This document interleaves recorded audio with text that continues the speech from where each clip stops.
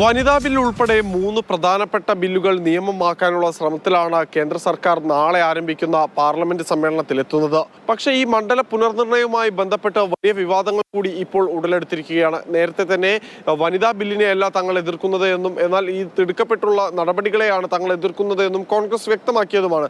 പക്ഷേ ഇപ്പോൾ കോൺഗ്രസ് ആരോപിക്കുന്ന മറ്റൊരു പ്രശ്നം എന്ന് പറയുന്നത് വനിതാ ബില്ലല്ല, വനിതാ ബില്ലിന്റെ മറവിലൂടെ മണ്ഡല ഏകീകരണം അല്ലെങ്കിൽ പുനർനിർവചനം നടത്തുകയാണ്. ആ ഡീലിമിറ്റേഷൻ കാരണം ദക്ഷിണേന്ത്യൻ സംസ്ഥാനങ്ങൾക്ക് തങ്ങളുടെ പ്രാതിനിധ്യം നഷ്ടപ്പെടാൻ പോവുകയാണ് എന്ന് കോൺഗ്രസ് ആരോപിച്ചു.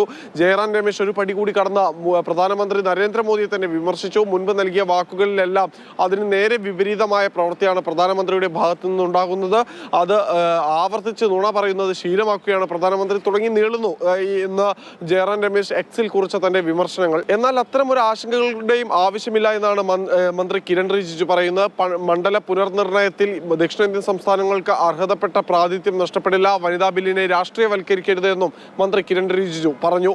I feel this proposed bill is absolutely balanced, well thought of, and which will take care of the aspiration of every region, every state. So there's no scope for any criticism. അതേസമയം നിരന്തരമായി പ്രതിപക്ഷ പാർട്ടികളുടെ പിന്തുണ വനിതാ ബില്ലിന് വേണ്ടി അഭ്യർത്ഥിക്കുകയാണ് പ്രധാനമന്ത്രി നരേന്ദ്രമോദി. വനിതാ ബില്ല് യാഥാർത്ഥ്യമാകണമെങ്കിൽ ഈ മണ്ഡല പുനർനിർണയവുമായി ബന്ധപ്പെട്ട ബില്ലും പാസ്സാകേണ്ടതുണ്ട്.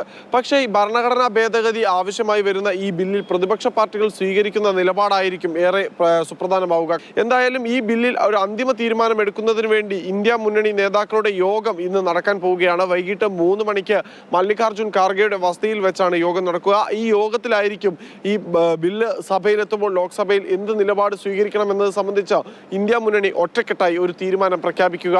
ക്യാമറമാൻ വൈശാഖ് ജയപാലിനൊപ്പം വിഷ്ണു പ്രസാദ്, മാതൃഭൂമി ന്യൂസ്, ഡൽഹി.